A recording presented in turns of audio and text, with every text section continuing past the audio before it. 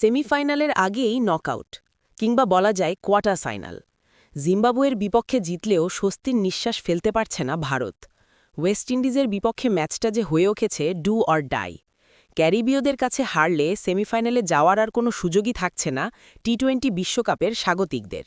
এমনকি ম্যাচটি যদি বৃষ্টিতেও ভেসে যায় বা পরিত্যক্ত হয় তাহলে বাদ পড়বে ভারত। আগামী রোববার ১ মার্চ সুপার 8-এ নিজেদের শেষ ম্যাচে পরস্পরের মুখোমুখি হবে ভারত ও ওয়েস্ট ইন্ডিজ, যে ম্যাচের ভেন্যু কলকাতার ইডেন গার্ডেন্স। সেদিন বৃষ্টির অবশ্য কোনো সম্ভাবনা নেই, তাই পুরো ম্যাচ হবে এমন আশা করাই যায়। পয়েন্ট টেবিলে ওয়েস্ট ইন্ডিজকে টপকাতে হলে ভারতকে জিম্বাবুয়ের বিপক্ষে জিততে হতো ১৪৮ রানেরও বেশি রানের ব্যবধানে। তবে ২৫৬ রানের পাহাড়সম পুঁজি নিয়েও তা করতে ব্যর্থ হয়েছেন হার্দিক, বুমরারা। তারপরেও প্রকৃতির খেয়ালের উপর তো কারো নিয়ন্ত্রণ নেই, অথবা অন্য কোনো কারণেও যদি ফলাফল না আসে তাহলে ওয়েস্ট ইন্ডিজ উঠে যাবে সেমিফাইনালে, বাদ পড়বে ভারত।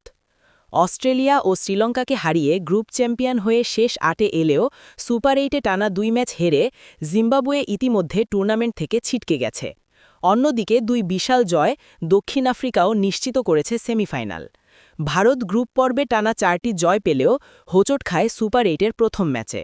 দক্ষিণ আফ্রিকার কাছে অল্প ব্যবধানে হারলেও এত সমস্যা ছিল না। সূর্যকুমার যাদবের দল যে হেরেছে ৭৬ রানের বিশাল ব্যবধানে।